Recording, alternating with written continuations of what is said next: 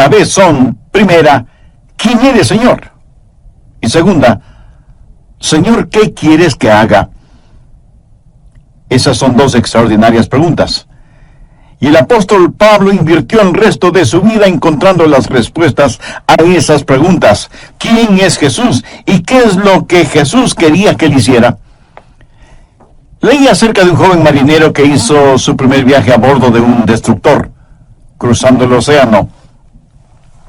El entrenamiento de este joven marinero era impecable, por lo que le asignaron la tarea de sacar ese buque de guerra del muelle y llevarlo de regreso a los Estados Unidos. Era la primera vez que le habían asignado un trabajo tan importante y él quería hacerlo bien. Era un joven marinero muy inteligente, así que en un momento la cubierta del buque se llenó de actividad. El joven da órdenes por aquí y órdenes por allá, y todo se movía con la precisión de un reloj suizo. Y a pesar de lo difícil que es la maniobra de sacar del muelle un buque tan grande, lo hicieron muy bien y en un tiempo récord. De pronto le dijeron al joven marinero que tenía un mensaje del capitán. Y le pareció extraño, porque era un mensaje impreso. Pero lo leyó, y esto es lo que decía el mensaje. Joven, ha realizado un excelente trabajo. Lo ha hecho velozmente, todo de acuerdo a las normas y reglamentos. Pero hay una regla no escrita que no tomó en cuenta. La próxima vez que saque un buque del muelle, asegúrese de que el capitán está a bordo. Este joven marinero hizo todo muy bien, pero dejó al capitán en tierra. Quiero decirle, mi amigo, que no importa cuán inteligentes sean sus planes o cuán capaz sea usted, antes de navegar hacia algún lado, asegúrese de que el capitán esté a bordo. Asegúrese de saber cuál es la voluntad de Dios. Ahora, ¿cómo saber la voluntad de Dios? Busque Jeremías 10, verso 23. Ni del hombre que camina es el ordenar sus pasos. De la vida de Saulo, quien más tarde fue el apóstol Pablo, podemos aprender por lo menos 3 cosas, y oro que el Espíritu Santo de Dios las grabe en su corazón. Primero, una guía es prometida. ¿Y qué bendición es esta? Dios ha prometido guiar. Mire Hechos 9, la parte final del verso 6. Y el Señor le dijo, levántate y entra en la ciudad, y se te dirá lo que debes hacer. No creo que Jesús pudo haberle dado una mejor promesa que esta. Y usted dirá, pastor, eso es lo que el Señor le dijo a Saulo, pero no me lo ha dicho a mí. Déjeme darle algunos versículos. Efesios 2:10. Porque somos hechura suya, creados en Cristo Jesús para buenas obras, las cuales Dios preparó de antemano para que anduviésemos en ellas. ¿Qué es lo que esto significa? Que Dios tiene un plan para su vida. Salmo 37:23. Por Jehová son ordenados los pasos del hombre, y él aprueba su camino. Salmo 32:8. Te haré entender y te enseñaré el camino en que debes andar. Sobre ti fijaré mis ojos. ¿No es esa una hermosa promesa? Y ahora Isaías 58:11. Jehová te pastoreará siempre. Proverbios 3, versos 5 y 6. Fíate de Jehová de todo tu corazón, y él enderezará tus veredas. Mi amigo, la voluntad de Dios viene a nosotros de 3 formas. Primero, viene como su voluntad soberana. La voluntad soberana de Dios siempre se realiza. Nadie puede cambiarla ni detenerla. Dios es Dios y realiza lo que desea hacer, porque no hay nadie que pueda oponerse a su voluntad. La voluntad de Dios es misteriosa, es desconocida. Ni usted ni yo podemos conocerla. Solamente Dios la conoce. Deuteronomio 29:29 dice, las cosas secretas pertenecen a Jehová nuestro Dios, mas las reveladas son para nosotros y para nuestros hijos para siempre. Las cosas secretas pertenecen a Dios. Usted será una persona mucho más feliz si renuncia a ser Dios y deja que Dios sea Dios. Hay ciertas cosas que usted nunca entenderá, sino hasta cuando llegue al cielo, si es que es salvo. Y cuando esté allá, le aseguro que ya no tendrá interés en saberlas. Las cosas secretas pertenecen a Dios. Esa es la voluntad soberana de Dios.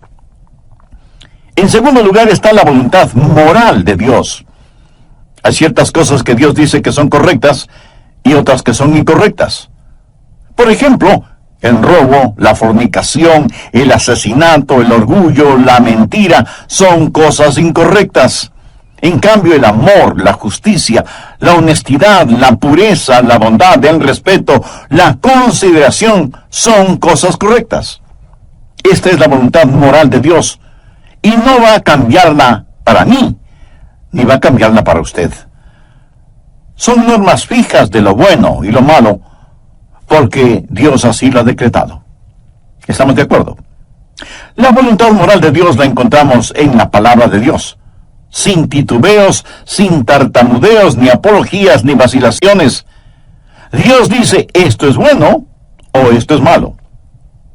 Es la voluntad moral de Dios y no la va a cambiar absolutamente por nadie.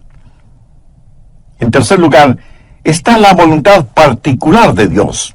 Esto es, la voluntad especial de Dios para usted o para mí.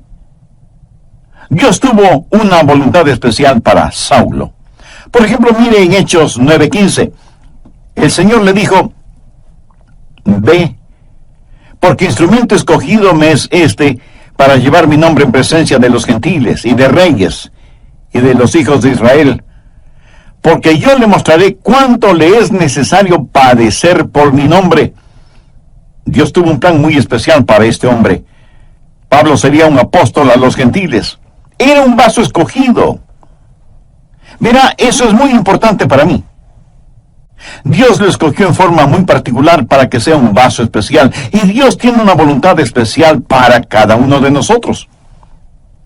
Por ejemplo, fue la voluntad soberana de Dios que un hombre llamado Adrian Rogers sea parte de los elegidos de Dios. ¡Aleluya!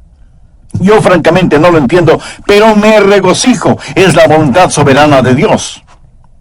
En forma soberana, Dios derramó su amor sobre mí y me salvó, y agradezco a Dios por eso. Y luego fue la voluntad moral de Dios que yo me casara con una cristiana. La Biblia dice que no debemos unirnos en yugo desigual con los incrédulos. Por lo tanto, sé que Dios tiene una voluntad moral para que, si me case con una creyente en el Señor Jesucristo. Y para mí, Dios tuvo una voluntad particular. Y su nombre es Joyce. ¿Lo ve? La voluntad soberana de Dios trabajó en mi vida. La voluntad moral de Dios estuvo en mi esposa. Sabía que quería casarme con una muchacha cristiana. Y cuando iba a dejar a casa a Joyce después de haber estado en la iglesia o después de algún juego de fútbol en la universidad, al regresar a mi casa oraba, oh Dios, quisiera casarme con Joyce. Y creo con todo mi corazón que Dios contestó mi oración porque estaba dentro de su voluntad. Y Dios me dio esa maravillosa y especial mujer para que sea mi esposa. Dios tiene un plan para su vida. Dios tiene una voluntad particular para su vida. El por qué Dios está interesado en usted o en mí solo muestra la grandeza de su amor. Somos menos que una partícula de polvo en el océano de la existencia y sin embargo, Dios nos conoce. Él sabe nuestras idas y venidas, sabe cuando nos sentamos y cuando nos ponemos de pie. Aún los cabellos de nuestra cabeza están contados. Y Dios no solo que nos ama, sino que también cuida de nosotros. Un niño comenzó a orar el Padre Nuestro y dijo, Padre nuestro que estás en los cielos, ¿cómo es que sabes mi nombre? Se imagina, Él sabe nuestro nombre. De entre los billones de seres humanos que existen y que son preciosos para Él, Dios sabe el nombre de cada uno de sus hijos. La voluntad de Dios está prometida. Guía y liderazgo es su promesa. ¿La tiene usted? Dios ha prometido guiarle, pero sabe que hay 6 errores o mitos acerca de la voluntad de Dios. Espero y oro que podamos desterrarlos de nuestras mentes para siempre. Son mitos que necesitan ser destruidos. Primero, que Dios le dará un mapa para su vida. Y eso no es cierto. No lo hará. No se lo dio al apóstol Pablo entonces y no se lo dará a usted ahora. La voluntad de Dios para usted no es un mapa, es una relación. Cuando Él guió al pueblo de Israel por el desierto, ¿cómo lo guió? ¿Le dio algún mapa? No. Pero les dio las columnas de fuego y nubes para que las siguieran y para que el pueblo se mantuviera relacionado con Él. A muchos nos gustaría tener un mapa y decir, vamos a ir a este lugar y luego iremos a este otro lugar y más tarde aquí y más tarde allá. Pero Dios es el que quiere hacer eso y me alegro de que sea así, aún para mantener la parte romántica del asunto. De otra manera, todo carecería de emoción y hasta de sentido de reverencia y temor, si supiéramos lo que mañana tiene para nosotros. Cuando estudiaba en la universidad, un día otro joven que se estaba preparando para ir al pastorado se sentó junto a mí y me dijo, Adrián, ¿sabes lo que hice la semana pasada? Le dije que no lo sabía. Y él prosiguió, estuve en Memphis, en Tennessee, y fui a ver al Dr. Lee. De paso, debo decir que el Dr. Lee fue con toda seguridad el más grande, cordial, santo y elocuente ministro que yo haya conocido. Así que ese joven y neófito teólogo, al decirme que estuvo para verse con el Dr. Lee, me dejó poco menos que asombrado. Y pensé, ¿cómo logró entrar? ¿Y cómo el Dr. Lee pudo perder el tiempo con un joven imberbe como él? Yo pensaba todo eso y al mismo tiempo me decía, ¿cómo me hubiera gustado a mí hacer lo mismo? Hubiera sido como decir, estuve en Washington y fui a ver un ratito al presidente de los Estados Unidos. Así que, picada mi curiosidad, le dije, a ver, cuéntame, ¿cómo lo lograste? Me dijo que llegó hasta la oficina de la secretaria y le preguntó si podía ver al Dr. Lee. Ella me dijo que sí, pero solo por unos pocos minutos. Él entró en la oficina del Dr. Lee, conversaron brevemente sobre varias cosas y finalmente el Dr. Lee oró con y por el joven estudiante. Y eso fue muy interesante para mí. Y traté de imaginarme toda la escena. Los años pasaron y en la voluntad de Dios llegué a ser el pastor de esa misma iglesia. Tuve la misma oficina que tuvo el Dr. Lee. Un día mi secretaria me llamó por el intercomunicador y me dijo, el Dr. Lee está aquí y quiere saber si puede conversar con usted unos minutos. Por supuesto, hágalo pasar inmediatamente. Y sin querer, vino a mi memoria el episodio de mi joven amigo universitario que años atrás, estando de paso por Memphis, fue recibido en forma cordial e inmediata por el Dr. Lee. La voluntad de Dios no es un mapa, es una relación personal. Segundo, quítese de la cabeza la idea de que Dios es una especie de aguafiestas espiritual. Que si usted hace la voluntad de Dios, ese es el final de su gozo, de su alegría. Hay mucha gente que no quiere saber la voluntad de Dios por temor de lo que podrían encontrar.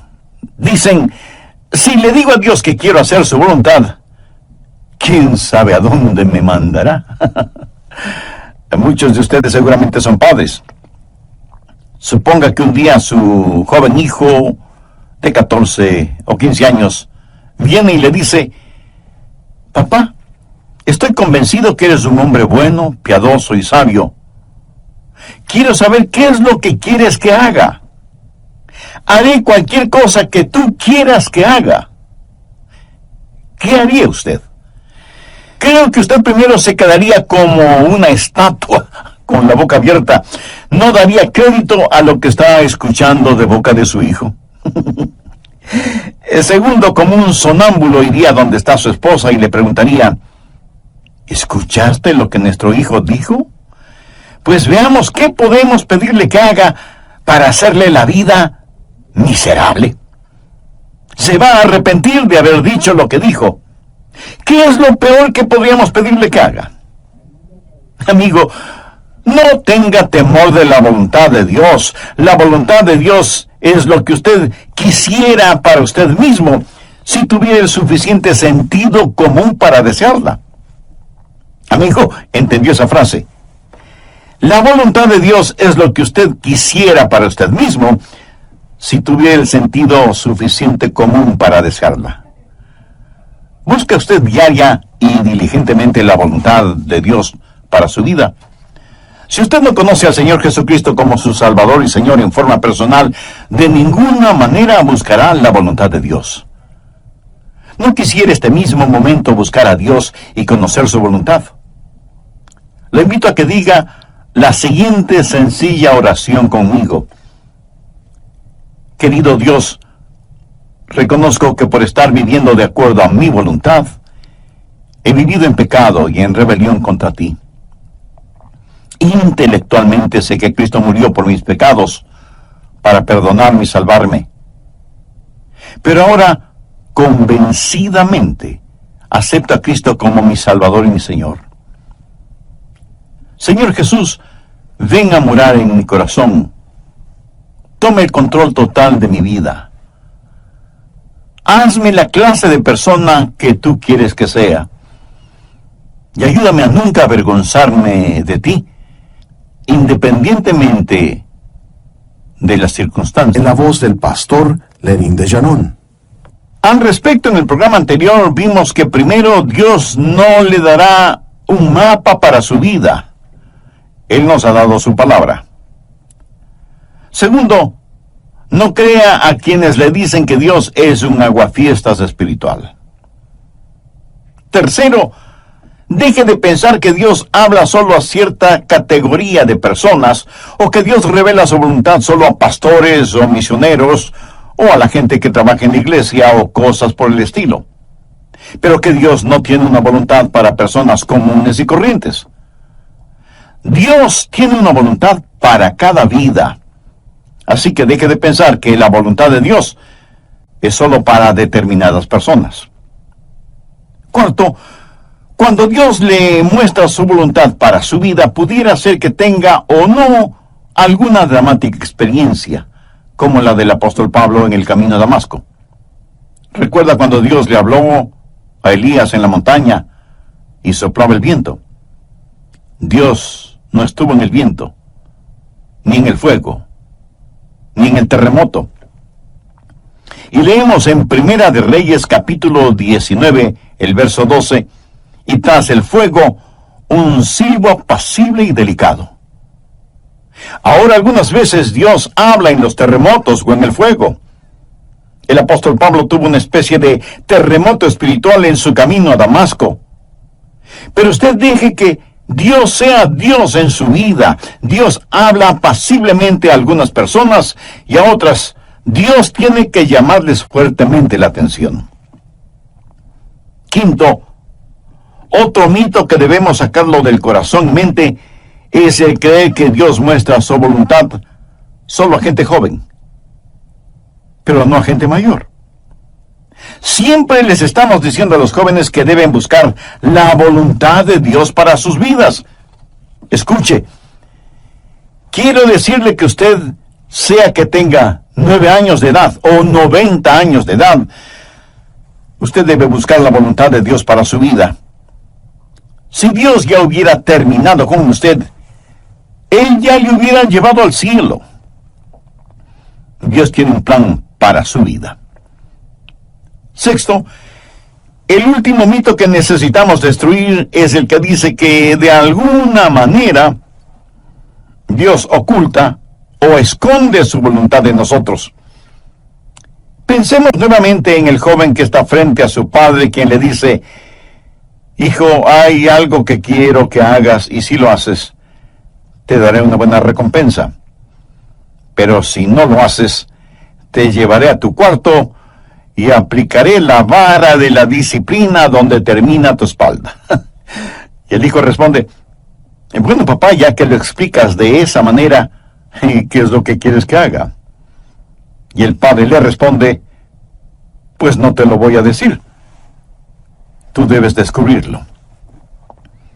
Pregunto, ¿qué clase de padre haría una cosa así? Dios no esconde su voluntad de nosotros. Todos los versículos que hemos visto dicen que Dios quiere revelar su voluntad, que Dios quiere mostrarnos su voluntad. La voluntad de Dios no es una especie de tesoro de piratas, escondido quién sabe dónde. Segundo, la guía es provisional. Hay ciertas provisiones que están en juego antes de que usted conozca la guía de Dios. Por ejemplo, en primer lugar, debe haber disponibilidad. Miremos nuevamente Hechos 9:6. Él, temblando y temeroso, dijo, Señor, ¿qué quieres que yo haga? Ahora, eso presupone que él quiere hacer lo que Dios quiere que él haga. Mucha gente quiere hacer su propia voluntad, pero que Dios ponga su sello de aprobación. Son como las personas que buscan un arquitecto porque quieren construir sus casas, pero en realidad lo que quieren es que el arquitecto interprete y diseñe lo que ellos tienen en mente. Y eso está bien cuando se trata de construir una casa, pero no está bien cuando se trata de construir una vida. La pregunta de Pablo fue, Señor, ¿qué quieres que yo haga? Eso quiere decir, Señor, tú estás en control, no yo. ¿Sabe lo que es la humildad? Humildad significa que se le puede enseñar. ¿A cuántos de ustedes se les podría enseñar hoy? El Salmo 25:9 dice, encaminará a los humildes por el juicio y enseñará a los mansos su carrera. ¿Es usted humilde? ¿Manso? Si no lo es, usted no estará disponible. Si no lo es, no conocerá la voluntad de Dios. Pero no solo debe haber disponibilidad y mansedumbre, sino también y en tercer lugar debe haber apertura. Apertura. Pablo buscó la voluntad de Dios inmediatamente, y él oró y dijo, Señor, muéstrame tu voluntad. ¿Ha estado usted abierto a la voluntad de Dios? Y no es cuestión de simplemente decir, si Dios quiere mostrarme su voluntad, lo hará. ¿Ha orado usted en forma honesta y sincera diciendo, Señor, yo quiero conocer tu voluntad? ¿Se reporta usted para servicio diario delante de Él? Después de conocer al Señor Jesús, usted va a ser como Pablo y decir, Señor, ¿qué quieres que yo haga? Y aún hay otra provisión. Hechos 9, versos 8 y 9. Entonces Saulo se levantó de tierra, y abriendo los ojos no veía a nadie. Así que, llevándole por la mano, le metieron en Damasco, donde estuvo 3 días sin ver, y no comió ni bebió. ¿Puede imaginarse eso? Aquí está este hombre que capturaba y encarcelaba a muchos, y ahora ciego, es tomado de la mano para ser guiado. Ahora es un hombre dócil, se ha rendido, ha cedido ante la presencia de Cristo. La Biblia dice que debemos presentar nuestros cuerpos como sacrificio vivo. ¿Puede usted decir que así lo hace diariamente? Señor, tu voluntad, sin vacilaciones, sin reservas, donde quiera, a cualquier hora, cueste lo que cueste. ¿Se atrevería usted a decirlo? ¿Se ha rendido completamente a la voluntad de Dios? Decimos, Señor, yo quiero conocer tu voluntad. ¿Está listo para hacerla si Dios le mostrara su voluntad? Tercero, es una guía práctica. Dios nos ha dado formas muy prácticas para que podamos conocer su voluntad, y están aquí en su palabra. Una de las formas de conocer la voluntad de Dios es por medio de los milagros. Miren lo que le sucedió a Saulo. estando en el camino rumbo a Damasco, cuando repentinamente le rodeó un resplandor de luz del cielo, y cayendo en tierra, oyó una voz que le decía: Saulo, Saulo, ¿por qué me persigues? Dios puede hablarle a usted por medio de visiones, o por medio de sueños, o por medio de una voz audible. Dios puede hablarle y guiarle por medio de un milagro. Y me apresuro en decir que normalmente Él no nos guía con milagros, pero de vez en cuando lo hace. Ahora, toda vez que tenemos la Biblia completa, esa clase de milagros no son necesarios en la actualidad, y no es la forma normal de Dios para guiarnos.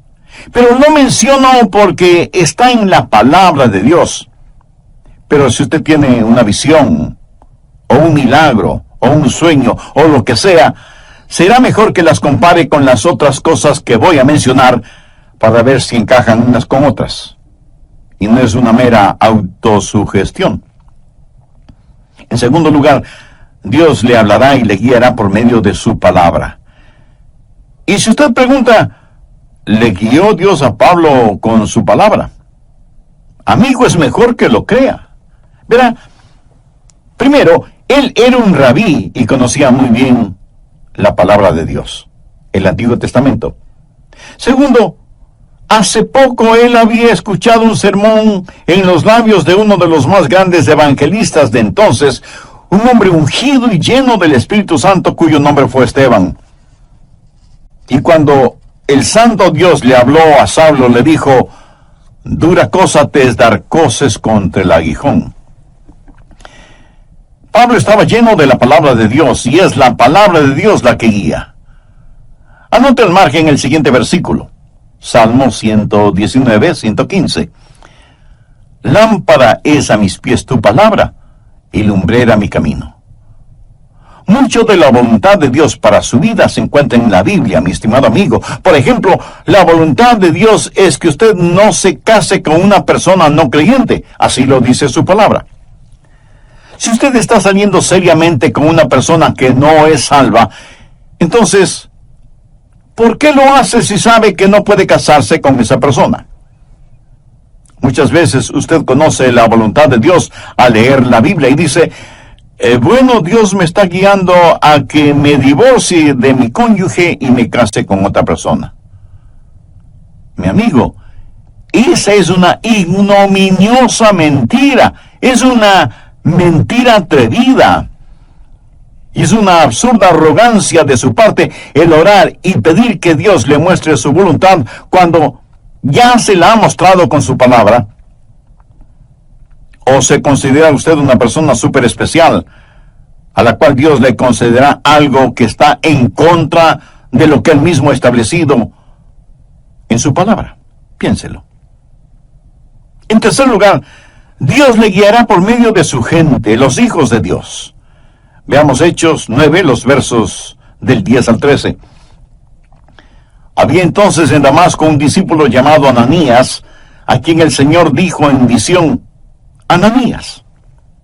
Y él respondió: heme aquí, Señor. Y el Señor le dijo: levántate, y ve a la calle que se llama Derecha, y busca en casa de Judas a uno llamado Saulo, de Tarso, porque he aquí, él ora, y ha visto en visión a un varón llamado Ananías, que entra y le pone las manos encima para que recobre la vista. Entonces Ananías respondió: Señor, he oído de muchos acerca de este hombre.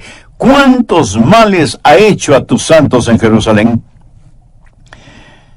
Cuando Dios le habló a Saulo y le dijo que le mostraría su voluntad, Dios también habló a Ananías y lo utilizó para confirmar su voluntad en la vida de Saulo. En Proverbios 24:6 leemos: en la multitud de consejeros está la victoria. ¿Qué quiere decir eso?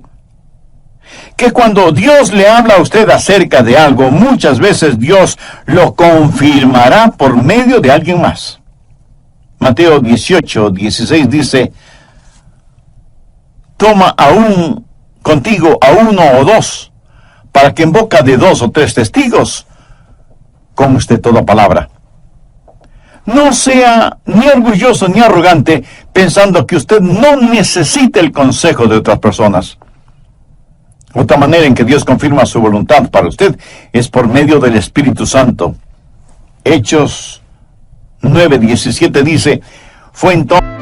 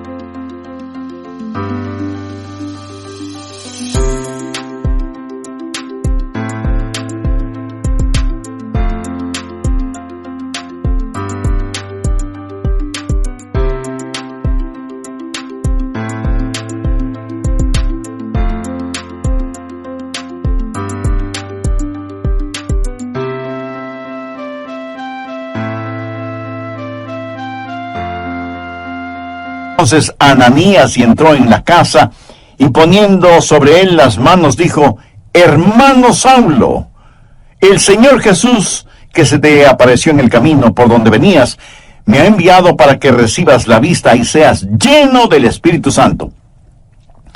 Y desde ese momento el Espíritu de Dios estuvo guiando a Saulo, quien más tarde escribió a los romanos, porque todos los que son guiados por el Espíritu de Dios, estos son hijos de Dios. Y en Gálatas 5:18, Pablo dice, pero si sois guiados por el Espíritu, no estáis bajo la ley. El Espíritu de Dios le guiará. Déjeme decirle cómo el Espíritu Santo le guiará. Si alguna vez ve a alguna persona con convulsiones, seguramente está controlada por el diablo. Dios no grita y Dios no empuja. Dios susurra y guía. Él guía a sus ovejas. No las está llevando al matadero, las lleva a pastos verdes. Y es mejor que usted sea sensible para escuchar al Espíritu Santo y reconocer la voz de Dios. Finalmente usted puede conocer la voluntad de Dios por la sabiduría de Dios. Él le guiará con absoluta sabiduría. Note lo que dice Hechos 9:20 al referirse a Saulo. Enseguida predicaba Cristo en las sinagogas, diciendo que este era el Hijo de Dios. Este hombre, Saulo, comenzó a predicar de inmediato. Y todos los que le oían estaban atónitos y decían, ¿no es este el que asolaba en Jerusalén a los que invocaban este nombre? Y a eso vino acá, para llevarlos presos ante los principales sacerdotes. Pero Saulo mucho más se esforzaba y confundía a los judíos que moraban en Damasco, demostrando que Jesús era el Cristo. Ahora, ¿de dónde tuvo esa sabiduría? Dios le dio sabiduría sobrenatural. Santiago 1:5 dice, y si alguno de vosotros tiene falta de sabiduría, pídala a Dios, el cual da a todos abundantemente y sin reproche, y le será dada. ¿Sabe lo que es la sabiduría? Sabiduría es ver la vida desde el punto de vista de Dios. Cuando usted ora y tiene el Espíritu de Dios y la palabra de Dios en usted, empieza a tener sabiduría. El conocimiento viene cuando observamos las cosas a nuestro alrededor. La sabiduría viene cuando miramos hacia arriba, a Dios. La sabiduría tampoco es tener unas lagrimitas en las pestañas y un calorcito en el corazón. Sabiduría es tener una mente fija en Dios, llena de la palabra de Dios y guiada por el Espíritu Santo de Dios. ¿Qué es lo que dice Santiago? Que si pedimos a Dios que nos dé sabiduría, Él nos la dará y seremos guiados por la providencia de Dios. En el capítulo 9 de los Hechos, encontramos que ciertas personas decidieron que Saulo era una verdadera molestia.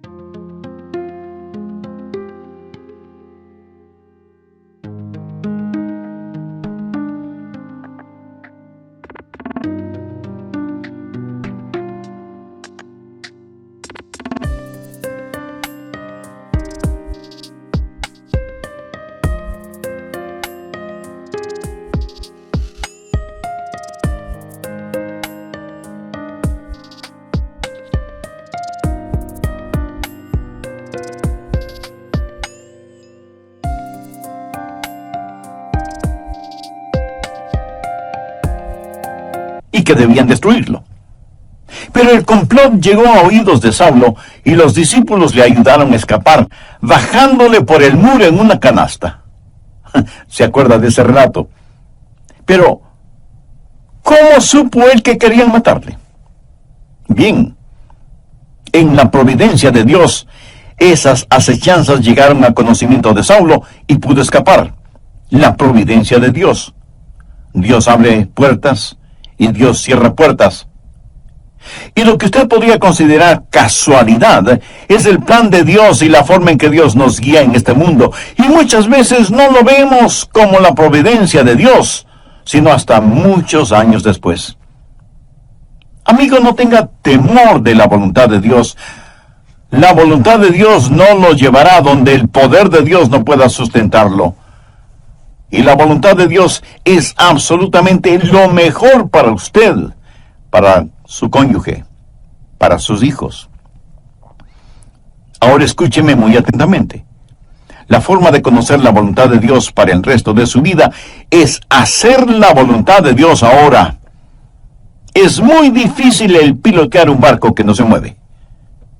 Verá, la forma de entender la parte de la Biblia que no entiende es obedeciendo lo que sí entiende. La manera de saber acerca del futuro es obedeciendo a Dios ahora en el presente. Y si usted tiene interés en poseer la voluntad de Dios para su vida, le diré lo que el apóstol Pablo dijo hace ya tantos siglos. Señor, ¿quién eres?